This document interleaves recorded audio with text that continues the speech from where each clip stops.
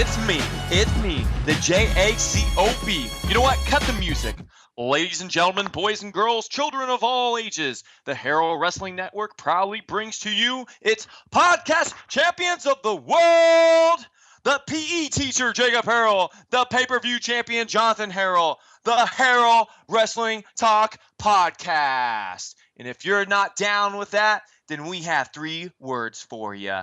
Listen to it. I'm Jacob Harrell. I can't do it. I'm Go with it. I'm Jonathan Harrell. I don't have an introduction like that, but I guess we're ready to German suplex this episode with results from Raw and SummerSlam, as well as some news about AJ Lee, Daniel Bryan, and the TNA. But let's first go back to Sunday night. It could be said that WWE's SummerSlam was one of the few pay-per-views that actually lived up to its hype. All the titles that were on the line changed hands, except for, of course, the pay-per-view prediction title, which I'm holding on to. But your boy Ziggler, Page, and Brock Lesnar all won, as well as Rusev, Rollins, Wyatt, Reigns, and Stephanie McMahon. What was the best part of the pay-per-view for you? I personally believe, I don't know how you feel, that SummerSlam was actually better than WrestleMania 30.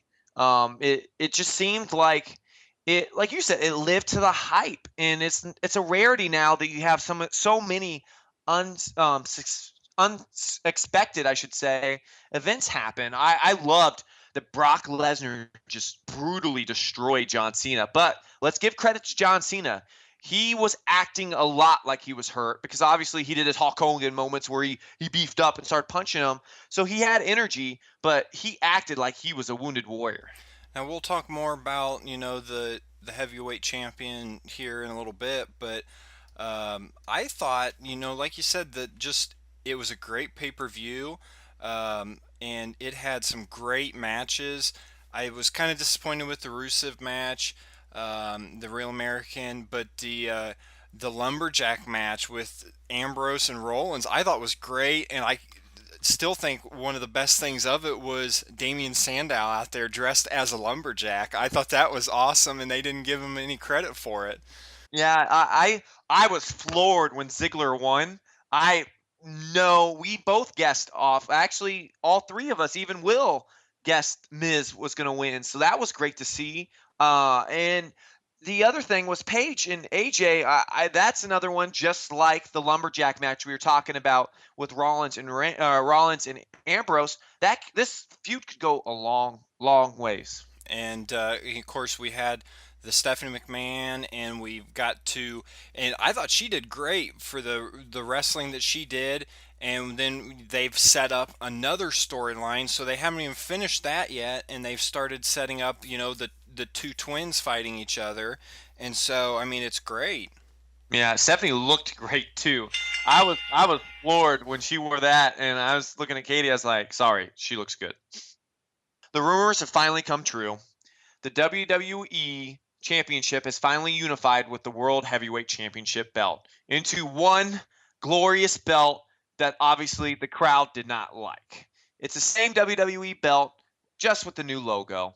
Do you think the crowd has a good reason not to react the way that Triple H wanted them to? I mean, it's a little different. It was maybe a little over a year. No, it was maybe 2 years ago when they brought the belt that they had before, and of course they were giving it to The Rock at the time, and so I mean it was a little different because you have The Rock, and it was a completely different belt at the time. And this one, like you said, it's exactly the same, just with the cleaner logo. So I mean, I can understand why people aren't going crazy over it.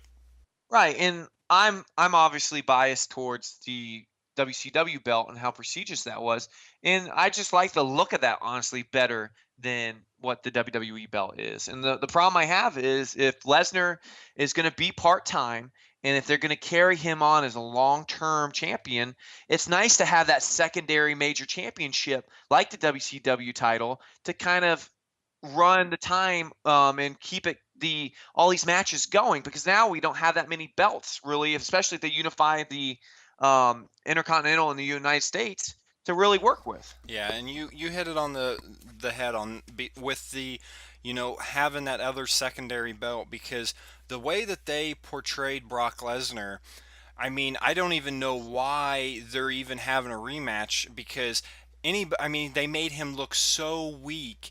And I mean, if you were to watch both of those fights, you would think Undertaker was 100 times better than John Cena, and it was unreal that just the way that they had him come out there and just dominate. Right, and I don't see why even have John Cena do the rematch, because it almost takes away from how great of a story they wrote with him losing. Yeah, and especially, later on down the road, say Daniel Bryan comes back and has a close match with him. I mean, I don't see how anybody could have a close match with him after that dominating Right. performance. Roman Reigns is the only person that could come to my mind that could physically withstand that brutal beating that he took.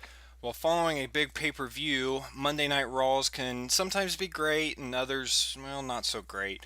There wasn't much meaningful matches besides an awesome Falls Count Anywheres match between Rollins and Ambrose. We also had some great promos, but was Raw a letdown after such a great pay-per-view, Jacob? No, it definitely was not a letdown. I honestly think it felt almost like a Raw after WrestleMania, because you had so much building off of it. Now, I always watch it on Hulu, so maybe I didn't see some of the letdowns that Raw provided. But overall, I thought it was an entertaining Raw.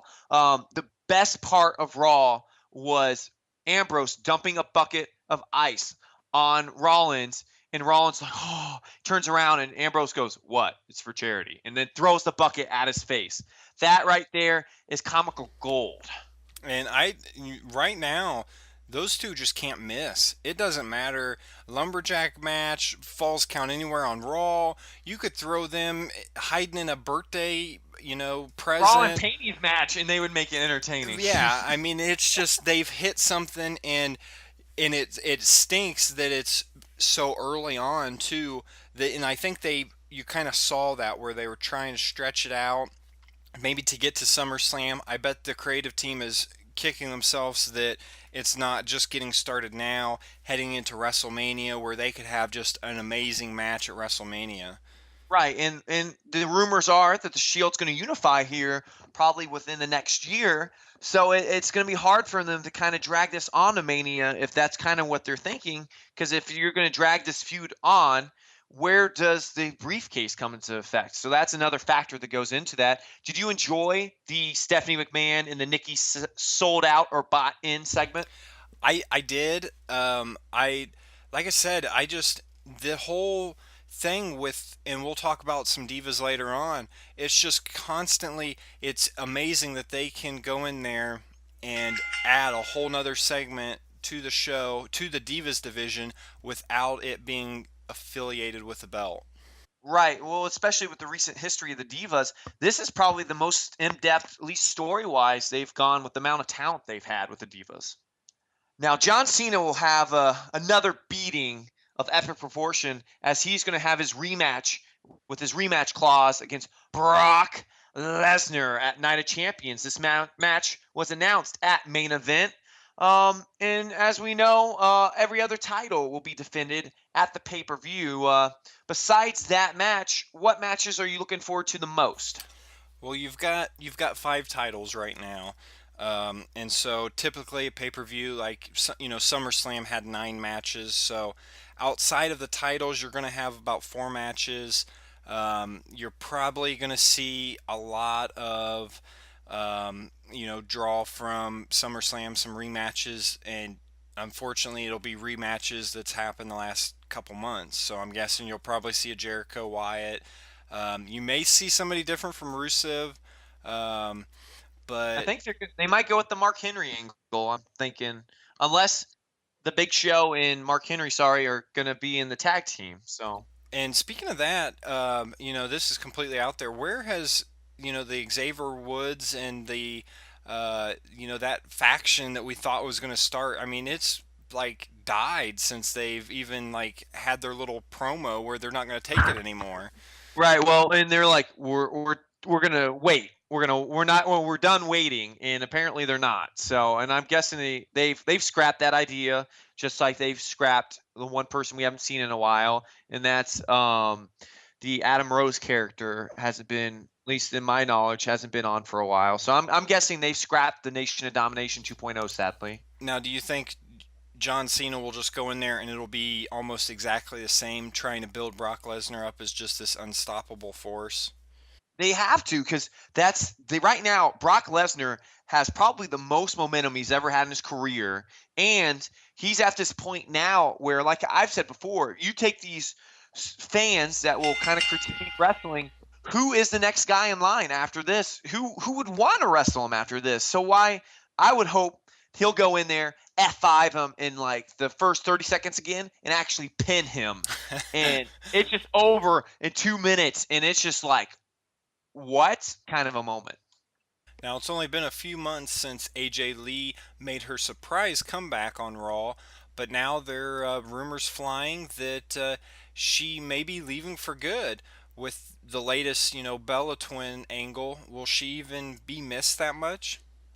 I think she'll be missed. I think she'll be missed more as time goes on with being the champion, because she's the longest reigning Divas champion. She probably would still have the belt, honestly, if it wasn't for the fact that she took time off for CM Punk. I've heard about these rumors. I've also read that these are false. She had chances to be fired by the WWE for slapping someone. I forget what the story is. Sorry, but they had their chances of letting her go. So I think WWE is going to do their best to keep her around. But would you miss her if she did leave? I mean, that's the thing. I mean, they're almost playing this second, mid card matches compared to what Stephanie and the Bellas are getting. And so it's amazing that, like I said, they can have this outside of the belt. And really, it sucks because the only reason why they're getting hyped right now is because of that belt. If they didn't have that, you wouldn't have this build. It wouldn't be on the pay-per-view. And so would I miss her? I would like to see maybe I don't know. I'm almost getting tired of this feud, even though it's producing great matches. I just don't know where it can go from here. See, and I miss the pre-married AJ, the one that was nominated for 5 Slammies for Best Kiss, and she was the only girl nominated for that. And I miss her being interactive with the guys and the AJ's crazy angle that she had going. And that's what we don't see a lot of managers anymore, and we especially don't see a lot of female managers. So that's the one thing, and that's how she became big, was with her time with Daniel Bryan and with CM Punk.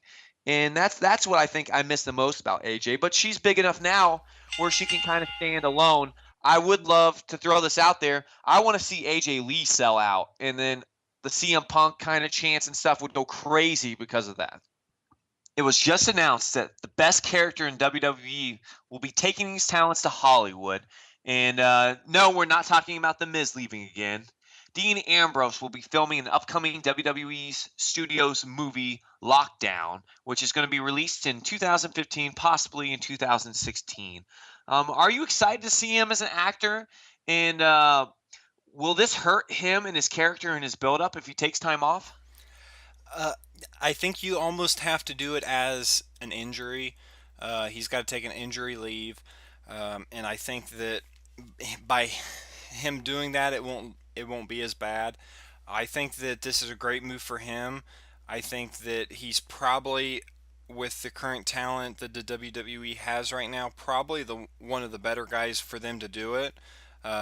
Just for all the emotion that he shows inside the ring, I think he could take that to Hollywood and just go over really well.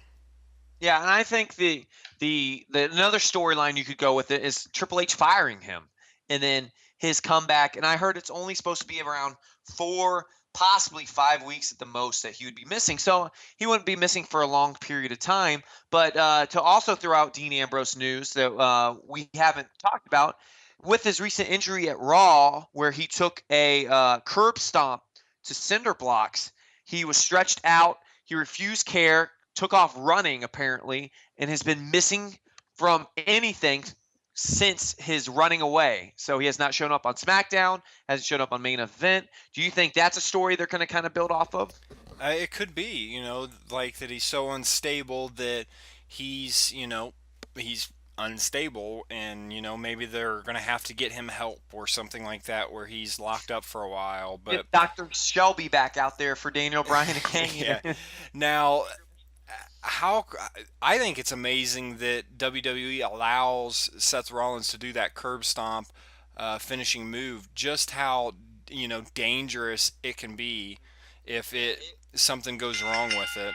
It's very much kind of like the punt that Randy Orton had. But I think this could also be, let's take Dean Ambrose and Seth Rollins, give them a month of where Ambrose is missing.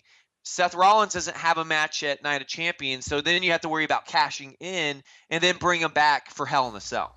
Yeah, I think Hell in a Cell is a perfect match for them, built to keep them in. And even if they were to do, they go or Ambrose goes away for a while, so then you get these talks of Rollins cashing in, he's going to cash in, and then you haven't seen him for a month, and here he comes running in right as Rollins gets ready to cash in. Now, Daniel Bryan was scheduled to undergo another neck surgery earlier this week when the doctors decided to hold off and do some more testing first. The word is that he may not need it and could be back sooner than later. How soon does he need to come back, Jacob, or can he afford to continue to sit out and wait? I think he can afford to sit out the wait because if he jumps in, he's going to have to immediately fight Brock Lesnar. And I just don't want to see that right now, especially with how big he is, Brock Lesnar. I don't want to see him. In the main event card, it's almost cloudy at Money in the Bank. It was overcrowded, in my opinion. And now we're getting to the point where we've separated the lines between main event and then feuds because you have that big jump and we're getting cloudy now to where do you go with Brock Lesnar? Who do you fight? Do you bring Batista in just to get his crap beat out of him by Brock Lesnar? And then there are two ex MMA fighters there. So those are ways you can go with it. Do you think I think he should come back at Rumble? Where do you think he should come back? I would love to see him come back at Rumble, number 30, coming in there how he should have last year, and I think that'd be great. I do like though that they've left it. They haven't been holding on to him and having him talk during the pre-show or doing things like that. Hey, he's out. He's not wrestling. Let's let it be what it is and let's kind of move on. And then when he does come back, we'll blow it over the top. So Yeah, what I want to see is Royal Rumble. You get to that 30th number, everyone's sitting up there, yes, yes, yes. And then someone like Damian Sandow comes out and he's dressed up like Daniel Bryan.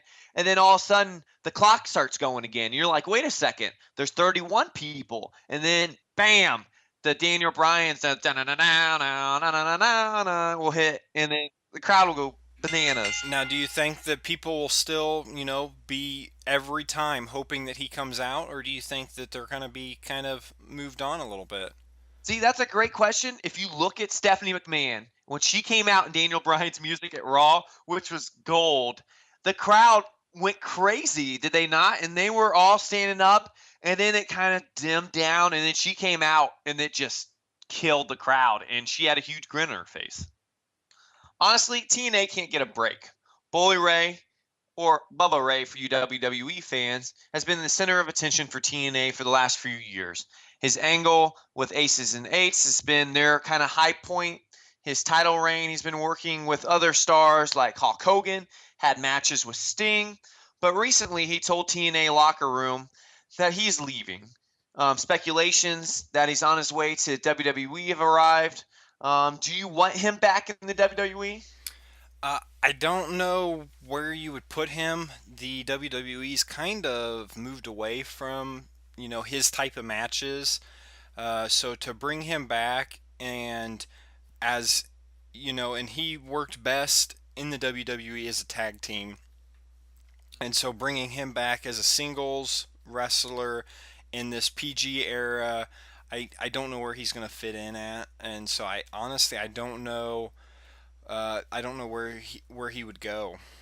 He'd What's be your just thoughts?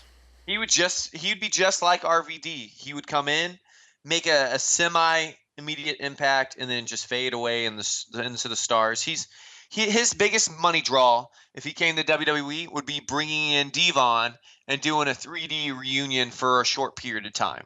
To me, that's his biggest draw he could bring in. I know for a fact from things I read that WWE does not have good standings with him, even though he does want to come back. So, well, does WWE want to bring him in? And that's the biggest question of all. I would rather them bring in Kurt Angle than I would bringing in Bubba back. And see, that's the thing, everybody, I'm sure, wants to get back in the WWE or wants to get to the WWE.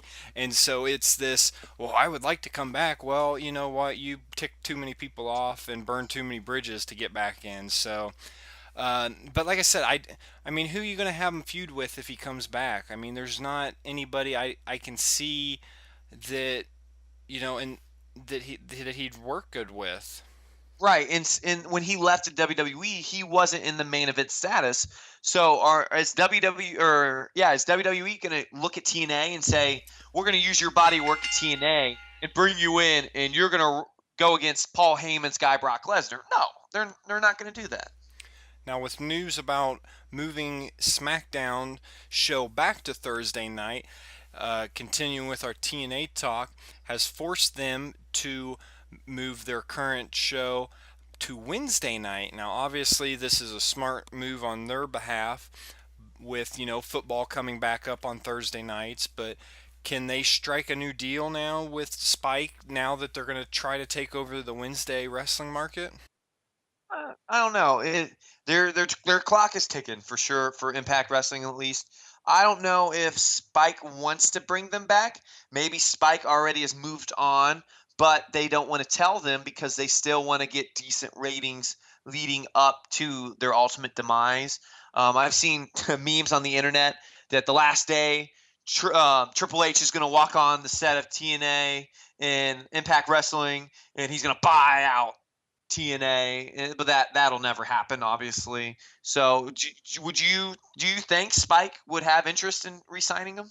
Uh, I think they will eventually, just for the fact that I was looking at Spike's current schedule for TV right now, and unless you're a fan of Cops, I mean, you have no business watching Spike TV because, Well, Bar Rescue is a good show. well, Wednesday nights is Cops Marathon, and I didn't even realize they had that many Cops shows recorded. So it's like 14 hours of Cops, Impact Wrestling, 13 hours of Cops. And so, I mean, I don't think it's going to hurt, and I'm sure that they can get it for a lower price than what they're getting now. So I imagine they renew. Um, but as far as Spike or TNA continuing to grow, I think they've hit their peak a while ago.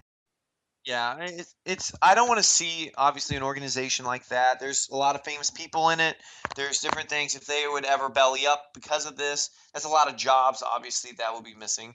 But I think TNA's buried their own grave. It's kind of been poorly managed, and there hasn't been really anything to draw us in from the WWE crowd. And I was, when I kind of got tired of the WWE and I wanted to try to get back into wrestling a little bit, I, tried TNA hoping that it was WCW, hoping that we could get these, back in the heyday of that.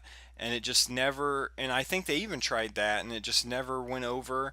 And so, I'm not sure how much longer they're going to have. So. Now, moving into our special segment for the week on the Harrell Wrestling Talk hotline, we have a personal hype man, or better known as a manager for the Ohio Valley Wrestling promotion, Timmy Rampage Danger. Thank you, Timmy, for coming on the show and just spending some time with us today. Thanks a lot, guys, man. Good to be on here. Now, for people that aren't familiar with you, we just kind of like to start the podcast out with, if you could just give us, just a brief introduction about yourself to get some people up to speed. Right on, man.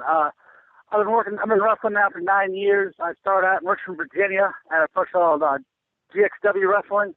Been up and down the East Coast for a long time. Past 2 years, I was at Ohio Valley Wrestling, OVW, real famous promotion, ran by Nightmare Danny Davis at Louisville, Kentucky. Been running things there for 2 years, man. Been out there doing my thing. I'm in the middle of a real good run, man. I've managed every champion there is to manage in Ohio Valley Wrestling in under 2 years. Feat not many can claim. So I do it all, man. Manager, wrestler, ring announcer, commentator, you name it. But most people know me as a manager or hype man, whatever you want to call it. But, that's what I do, man. Timmy Danger. Some call me the career ender. Some call me Rampage. But I'm out here in OVW doing my thing right now. Yeah, and you're over with the crowds from every research we found. Now, by over with the crowds, I mean they've been having signs maybe in a negative way, like "Shut up, Timmy." But you seem to be a very popular manager there. Well, thank you. I do appreciate that. Yeah, they give me people seem to make signs for me, man. Very rude signs they've made over the past year or so. They have rude T-shirts saying "Shut up, Timmy Danger." They have rude bumper stickers saying "Shut up, Timmy Danger." I don't appreciate that, but it seems if they want to do that, they can go ahead and do that. I'm still doing my thing, no matter what anyone in the crowd or in the back has to say about it. Okay, well, obviously Ohio Valley Wrestling has a rich heritage when it comes to famous alumni. If you look at it, John Cena, Orton, Punk, Batista, and then we can go into some of the TNA guys. Can you tell us just a little bit more about OVW, kind of just the heritage and how prestigious it actually is to work there? Absolutely. Nightmare Danny Davis, genius. That guy's in this business for a very long time. He started the company in 1993. From there, it was the WWE developmental for a long time. Basically, look at the alumni there. It's the who's who of talent. Like you said, John Cena, CM Punk, Brock Lesnar, Shelton Benjamin. Names go on, man. Of course, as the business goes and things happen, it was no longer developmental, and that, of course, moved to Florida, which is now NXT. But, OVW's always stayed strong despite obstacles as that. But still, even some great talent came from there on its own dime. For example, Rick Victor of NXT fame, OVW alumni as well. Also, recently, for a few years recently, it was the TNA developmental. We had a lot of great talent there. Guys like Crimson, Rockstar Spud, Rob Terry, Jay Bradley, Taylor Hendricks. All are also alumni from OVW who were TNA talent at, when we were under developmental deal. Right now, it's kind of its own entity, and it's really given a lot of newer guys, young, hungry guys, a chance to shine on television at a prestigious promotion.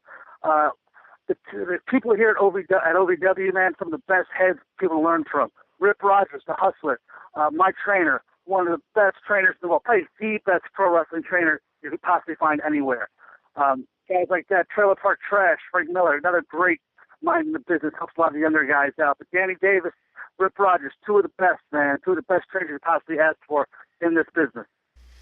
Now, do you have any... are you hoping maybe later on that you could move up and be, on the alumni list like that, where you're, on TV, TNA, or WWE or something like that? Absolutely. That's the name of the game, man. You know what? I love OVW, but hopefully soon enough you'll see me up at WWE soon enough, man. Mm-hmm. Now, you said are they still under that partnership with TNA, or is that kind of faded out? They've canceled. When was that? When they kind of ended that? They kind of ended that. I want to say, I don't know the exact date, but no, that's fine. Just a general. Yeah, I want to say winter, spring of this year. TNA left. It's unfortunate, but you got to look at things in the positive. We had a lot of great talent here under the TNA banner. Al Snow was here, tremendous mind in the business, true legend in the business. Gave a lot of great insight, great trainer. It was Al Snow. It's unfortunate he's not involved with the product anymore. But like I said, when something like that happens, it really has given a lot of younger guys and a lot of hungry guys a chance to step up on the roster and show what they got, where maybe 2 years ago they couldn't have done that. Yeah. Now, you're actually the first kind of manager that we've had that we've been interviewing, and so we just kind of want to talk to you as well about just that aspect and what do you bring as a manager to your client that really just puts them over the top? What I bring, I'd say what I bring is something different. You see, I'm very well-rounded in this business. A lot of managers, you get a lot of guys out there called this manager. There's some fat guy in a suit who, tells the fans to shut up. Me, I'm a student of the game. I know the ring inside and out. I'm a trained wrestler as well as a manager. I know this game inside and out, man. I've been doing this for a long time. I've learned a few tricks. And on top of that, I'm willing to do anything it is to succeed. I'm not going to just sit back and let things happen. I'm a strategist. I'm a ring general. I know what I'm doing in and out of the ring, and that's what brings my guys to victory. And that's what's going to be so successful. I know this game inside and out. That's what I do. And All right, and if I you're have to tell student, you, I have to tell you, my resume speaks for itself, y'all. My resume, if you look at it, in 2 years, OVW heavyweight champion, tag team champion, and television champion. I mean, you can't get bigger than that. Now, since you said you were a student of the game, who would you say is the biggest influence on you as a manager that you've kind of went off of? That's kind of a big question, man. There's so many great managers that I've watched and studied. Right now, Paul Heyman is probably one of the best in the game, next to me, of course. But you've got guys like Jim Cornette, another OVW alumni. He's a huge influence on me. Jimmy Hart, Freddie Blassie, Grand Wizard, guys of that nature. Such great managers, such great mouthpieces and minds. Huge influence on me, all of them. But I really take pride in the fact that I never copied myself up of one person. I always tried to be my own self. I was never trying to be the new Jimmy Hart or the new Bobby Heenan. I was always trying to be the first Timmy Danger. Now, say you've got a match going on, you sound like the guy that's going to be having no problem getting physical to help your client in the match. Absolutely not. What's the biggest job done, man? What's the biggest bump you've taken for a client to kind of push him over the top? Oh, okay. Now, you see, last October, it was a huge match, my first tournament special main event. I was managing James Moose Thomas against Damon Olivencia and for the OVW Heavyweight title in a loser leave town match. And to make my sacrifice for my client, I got on the apron to save Moose from Jamin, and I wound up going through a table, and I was in a wheelchair for about 2 months. It was a grueling 2 months, and, I miraculously healed 2 months later. But that's probably the worst, most grueling bump I've taken in the ring. So to be an effective manager... You ever been to a table? No. I don't think Jonathan has. I haven't been either. No. Well, okay. We'll take your word for it. I don't want to be. I'm a teacher, so I can imagine a kid throwing me through a table would probably suck a lot. Oh man, what do you teach? I teach. You can joke about it. I teach PE in health at an inner city school in Indianapolis. Man, you're definitely going through a table. Now, to put you on the spot here. What's up, man? Just to test your skills, Jacob and I every month we do a pay-per-view prediction for the WWE. We just pick between us, and our wife and our fiance do it as well, and we actually have a title for it. And the last couple months, I've just been on a streak, haven't been beaten, just killing Jacob. And do you think you could? I've only been second place the whole time. I've never won, and his wife. You're like the reverse Undertaker. Do you think that you could just cut a quick promo if, say, you were my manager and just hyping me up and just killing Jacob? You've won 4 of the 6. Yeah, she's won 4 of the 6. Now let me ask you this, bro. You gotta have a cool name, man. What's your cool wrestler name? Oh man, how about just Big John Harrell? We'll just go with that. Big John Harrell. All right. And now you've beaten Jacob now 4 months in a row. I think Jacob beats the manager. What do you?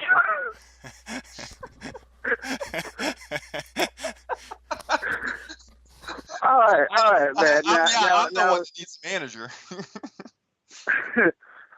All right. So now we got 4 4 months in a row, you crushed them in the pay-per-view predictions. I've never won. I've only been second. All right. So you're going for 5 now, the 5th one in a row. All right. Well, Jacob, it's real simple. You had 4-0 now. Now you're looking at 4-0. What makes you think you're going to get this one? You've lost 4 times. Now, you've made some great predictions. You've made some outstanding ones. But this time, it's 5-0. And you better quit while you're ahead, because soon it's going to be 6-0, and then 7-0. And the next thing you know, you're not going to even show up anymore. Undefeated, undisputed. Big John Harrell, king of podcasts and king of pay-per-view predictions, because the career ender, Jacob, is going to end another career in your prediction career, because this man is now undefeated and will stay that way for eternity. So says the career ender, Timmy Danger. That has to be the greatest thing that I've ever heard. Oh my gosh, that's awesome. Now, do you ad-lib a lot of your stuff, or is it kind of scripted out when you do that? That was incredible, I'll have to say. Oh, thanks, man. No, I mean, dude, you got to go from the heart, man. You can't. I mean, the thing is, man, even if you sat down and write that, you got to remember that, man. But no, I mean, as far as ad-libbing goes out there, I just speak from the heart, man, Do you take jabs kind of at them if you know, like, insider stuff that maybe the casual fan won't know, but them as the wrestlers? I try to do that, man. I try to keep everything I do simple, man, so that even like a 5-year-old in the front row, as at his first wrestling show, is going to understand just as well as the 35-year-old guy in his New Japan shirt, taking notes, on the show will, Mm-hmm. Okay, well, let's get into Ohio Valley Wrestling a little bit.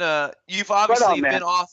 You've been off a little bit from the TV because your group, the Danger International, kind of turned on you. How does that make you feel over this? It's kind of, at first I was upset, man. Marcus Anthony, the monster Marcus Anthony, guy, we first teamed up, he needed me. I took him to the OVW heavyweight title, and next thing I know, it turns out Michael Titus has been the boss all along, and they turned on me. They're Titus Enterprises. What an awful name that is. Something like a car rental place. And they've turned on me, and they left me laying, man. Him, Marcus Anthony, Michael Titus, Adam Revolver. That's what they did to me. They left me laying, man. And at first I was upset. And me and Marcus have been through a lot. To have a guy like that stand in the back, it broke my heart. But, now that I've been off, I've been doing a lot of thinking, a lot of soul searching. You know what? I think I'm better off, without these clowns, because Marcus is so dumb that when he talks, you need to Google it or translate what he's saying. Adam Revolver's so pale that when he stands from the TV, he gets sunburned. And Michael Titus has done nothing but show everyone how good of a manager I actually am. Jesus, that guy's changed the channel bad. But besides that, yeah. You seem like a guy, too, that you got clients lining up for you to represent, too. And it's not like you need that group. You can go and do whatever you want. Exactly, man. And here's the thing. They needed me. I didn't need them. That's how it is, man. And the thing is, I always have a backup plan. I've always got something lined up. And, I've been off the show for a while. I've been gone. A lot of people email me, when are you coming back? And, quite frankly, everything I do, I got some big things coming up in OVW, maybe some other places, maybe some other things. But the thing is, just keep paying attention to me. Check out my Twitter, @Timmy Danger. Real easy to follow, remember there. Check out my Facebook, just Timmy Danger. If you want to add me on there, I'll add you. Send me some stupid game requests. You're getting deleted. Also, Instagram, @Timmy Danger. Check up on there. Those are the places you can find me, man. You'll know when I'll be making my next move. Right now, I'm kind of in the shadows lurking, But right now, I've been off TV for about a month, like you said. But I had some recovery to do. I was stretchered out of the Davis Arena, which is never a good feeling. But like I said, man, just keep paying attention. You can find the show at ovwrestling.com to see all the hijinks of such great OVW wrestlers. Marcus Anthony, even though he did stab me in the back, he is a great talent, as well as Adam Revolver, who, I have my feelings about, but another great talent. Also talent like Gianno Lavencia, Chris Silvio, Eddie Diamond, Bud Dwight, the Wild Boys, great tag team. Also, Executioner, another great talent. Some really good talent there, man. Michael Hayes, Muhammad Ali Baez, a lot of guys who, maybe some fans listening to the show aren't familiar with, but they are some great talent you should definitely check out. Mm-hmm. Now, is Ohio Valley Wrestling, are they on, TV right now, or are they just... Yeah, they're on the Ion Network out in Louisville, Kentucky. Check your local listings if you are in the Louisville, Kentucky area. I'm pretty sure it comes on Indiana, too. I'm not positive. But definitely the best place to watch it, in my opinion, besides your local listings, is the new show. The shows are filmed on Wednesday night at the world-famous Davis Arena. You should also check it out Thursday online at OVWrestling.com. That's where all the latest episodes are. And I believe some of the older episodes are on there, too, so you can go back in time, see some of the older episodes, like when I used to hang out with Eddie Diamond and we were dropping mixtapes, or when I was making Jamie Olivencia's life hell every week. Those are good times. You can definitely check those out online. Mm-hmm. We're like I said, we're from Indiana. I'm from Indianapolis, and Jonathan's from Muncie, so just a little bit north. We'll have to come down when you're in the Louisville, Indiana area filming, and we'll definitely make a sign that says "Keep talking, Timmy" or something like that, or That'd "Be be quiet." So nice. Yeah, be quiet, Timmy's talking, or something like that. That would be so nice. That's a T-shirt. Yeah. That's a good T-shirt idea. Silent, I'm speaking, or something like that. Hey, you ever run to Rip Rogers up there in Indianapolis? No, we've been looking into seeing different promotions and different people from here, but we haven't yet. Oh, yeah, Rip is head trainer at OVW, man. Phenomenal trainer, one of the best trainers out there.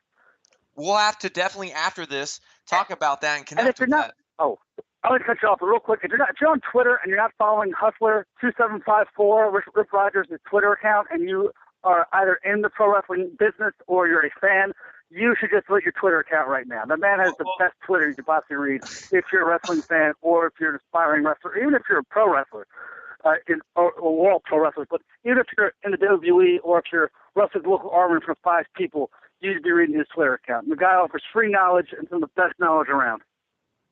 All right. We actually just followed him right now, so we don't have to delete our account for you. All right. But, hey, thank you for taking time out of your hiatus from wrestling to spend it with us to talk a little bit OVW with us.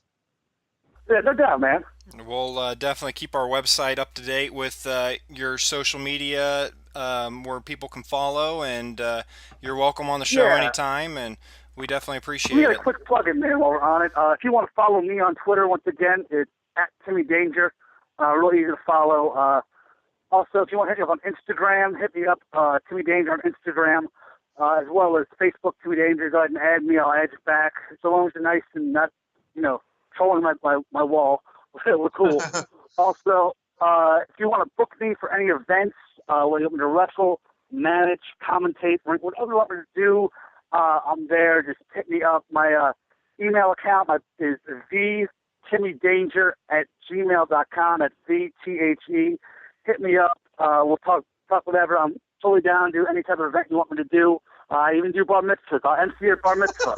So just hit me up. Have you ever done one? No. You could talk it up, couldn't you? Never You could did a bar that. mitzvah. Promote that I know, hardcore, I've never- couldn't you?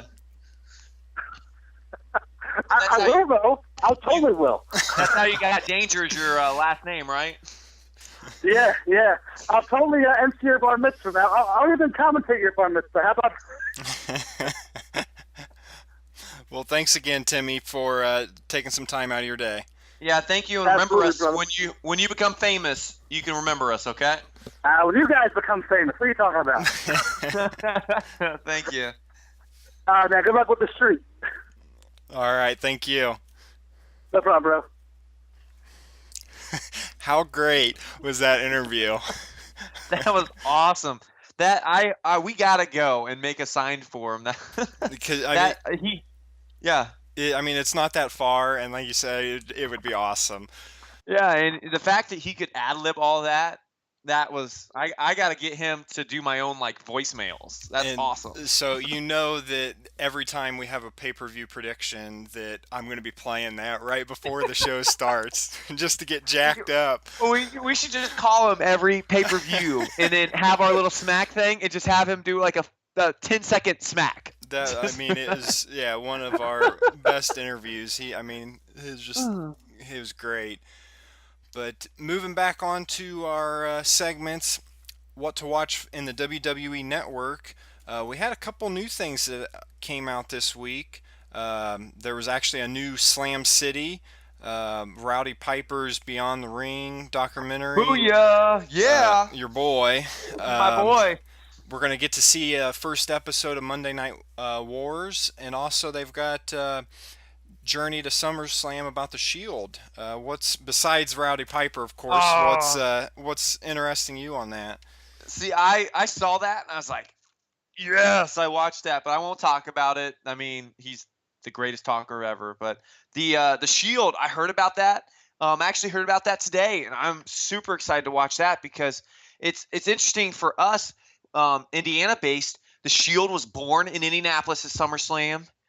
They died in Indianapolis. They've had all these great matches, and they were a group that it was perfectly built because it was a slow build, didn't have a match for like 3 months into it, but they just beat the crap out of everyone. Mm-hmm. Now, I'm excited, and it's kind of dumb, but I love Slam City, and anytime they come out with a new one, I'm like, right on. I mean, because it's quick, it's easy, and you know, if you look at it for what it is, it's actually pretty funny. It's entertaining, and The Rock is very pale, oddly. Yes. Now, our WWE shop, go to our website. You can support us. Easiest way to support us, just buy whatever you're wanting to buy through our link, and you know, it doesn't cost you anything extra. But we got to see some SummerSlam gear. Stephanie McMahon, they had to cash in on that, and she has some shirts. And Dean Ambrose has also got a new sweatshirt. What do you think of Stephanie's stuff, Jacob? I like it. I like the Steph.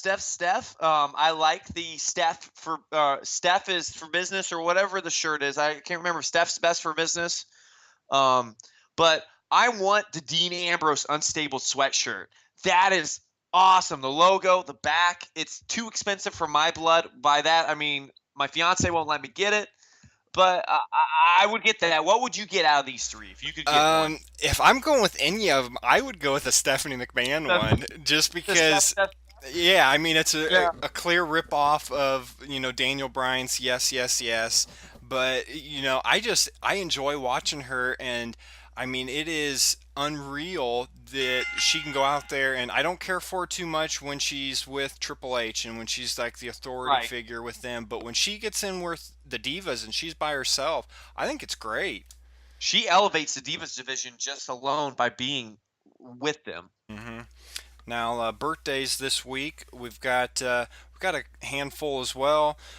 Stevie Ray, of course, you know, with Booker T.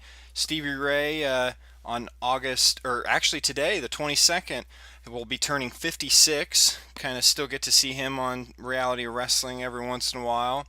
Our own Ace Mob, the Notorious One, his birthday was on Wednesday, and he was turning 36. And also my princess, she had her birthday on the 19th. So I won't put any age out there or anything like that, but happy birthday to you, princess.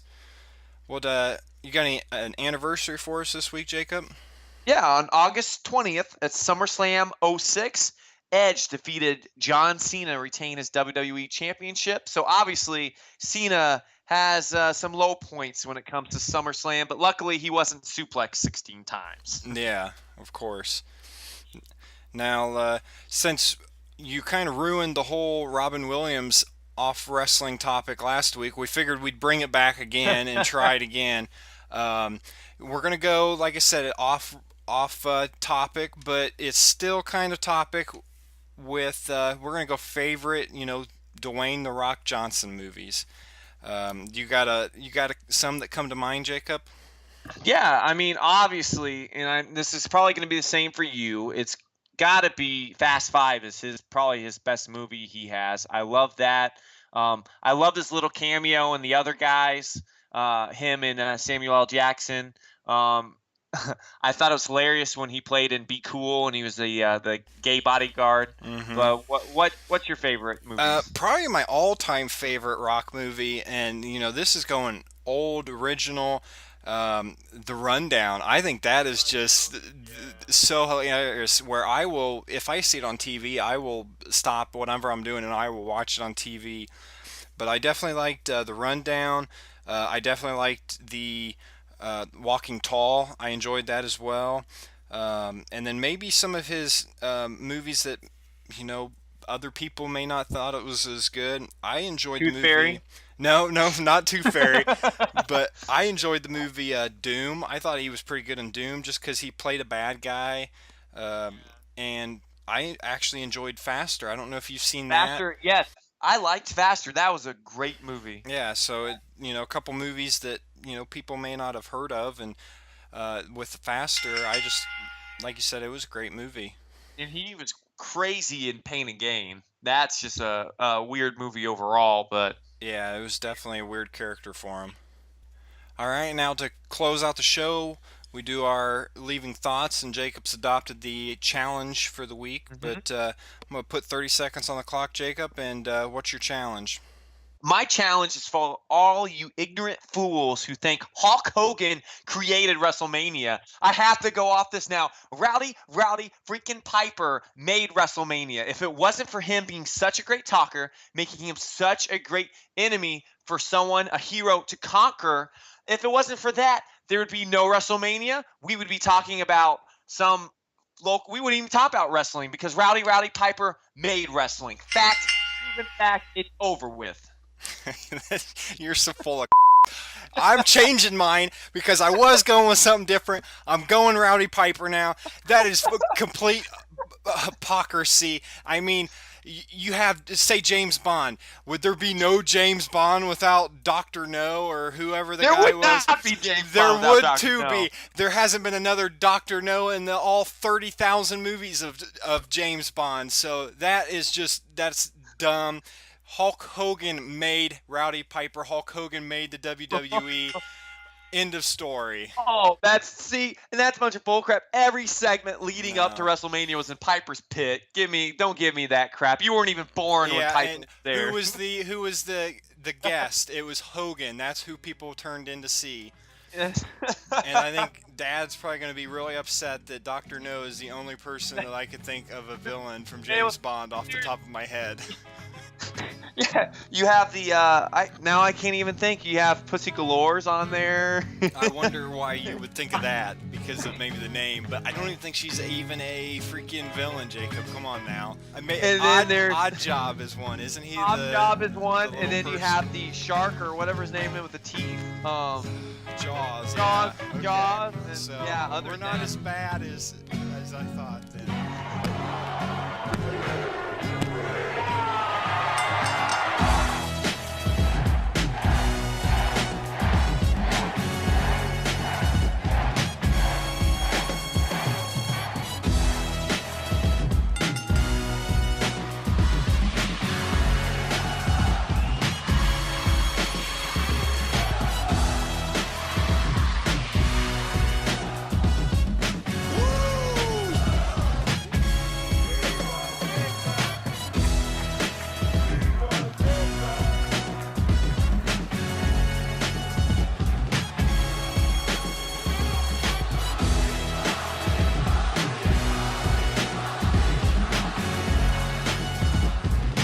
Thank you for listening to Harrell Wrestling Talk.